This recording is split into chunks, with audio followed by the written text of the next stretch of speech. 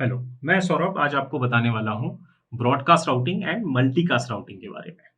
सबसे पहले आपको ये समझना है कि ब्रॉडकास्टिंग का मतलब क्या है। ब्रॉडकास्टिंग का मतलब होता है किसी भी पर्टिकुलर डाटा को, पैकेट को कई सारे डिवाइस तक एक साथ पहुँचाना।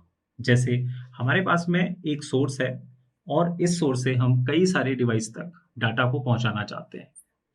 तो ये जो डाटा है ये अगर हम एक-एक करके सबके पास भेजेंगे, तो यहाँ पर हमारा वेट ज़्यादा होगा, टाइम ज़्यादा होगा। तो हम क्या करते हैं, हम इसमें ब्रॉडकास्टिंग अप्रोच यूज़ करते हैं। तो नॉर्मली जो यूनिकास्ट राउटिंग होती है, जिसको हम वन टू वन कम्युनिकेशन कहते हैं, वो वन टू मैनी कम्युनिकेशन के साथ में हम इसको ब्रॉडकास्ट यानी वन टू ऑल कम्युनिकेशन के साथ इसको हम ब्रॉडकास्ट बना देते हैं। और ये डाटा जब इन सबके पास पहुँचता है, तो वो पैकेट यानी यहाँ पर हम एक आईपी का इस्तेमाल कर रहे होते हैं, यानी जो हमारी डिवाइस है वो यहाँ ब्रॉडकास्टिंग एड्रेस को इस्तेमाल करती है। Broadcasting address basically IP addressing का एक मेंबर होता है जिसको हम क्लास ई के अंतर्गत रखते हैं, जो बेसिकली हमारे लोकल नेटवर्क का पार्ट नहीं होते हैं। उन एड्रेसेस को यहाँ पर इस्तेमाल किया जाता है ब्रॉडकास्टिंग में, जिसको हम प्रैक्टिकल वर्जन में भी थोड़ा सा एक्सप्लेन करके देखेंगे। तो यहाँ पर मैं एक ग्राफ आपको दिखा रहा हूँ। इस ग्राफ को अगर आप देखें तो हमने जैसे एड्रेस रखे हुए हैं और डिफरेंट नेटवर्क यहाँ पे दिखाए हुए हैं। ये जो हमारा राउटर है वो जो सेकंड राउटर के थ्रू हमारे थर्ड राउटर पे जब डाटा पहुंचा रहा है, तो उसमें हम डिफरेंट आईपी देख रहे हैं जो कि डिफरेंट नेटवर्क का पार्ट है।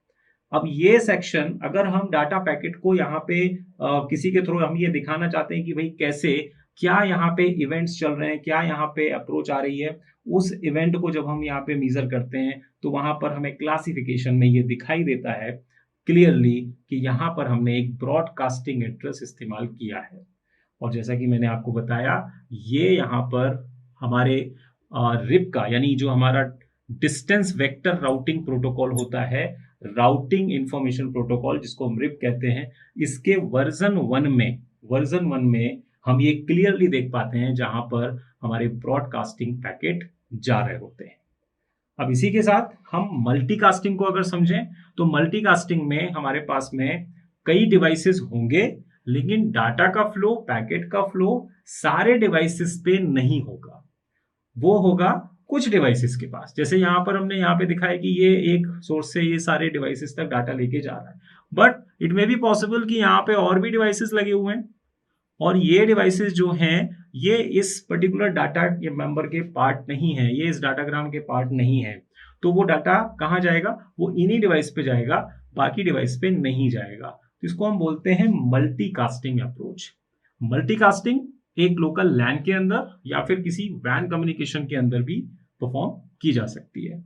और इसके अंतर्गत भी हम ये देख पाते हैं कि जब भी हम रिप को वर्जन 2 पे यानी राउटिंग इंफॉर्मेशन प्रोटोकॉल को वर्जन 2 पे चेक करते हैं और डाटाग्राम सर्विसेज को देख रहे होते हैं, उनके इवेंट्स को देख रहे होते हैं, तो हमें यहाँ पर मल्टीकास्टिंग पैकेट्स दिखाई देते हैं। मल्टीकास्टिंग पैकेट जो आईपी एड्रेस का क्लास डी का मेंबर होता है।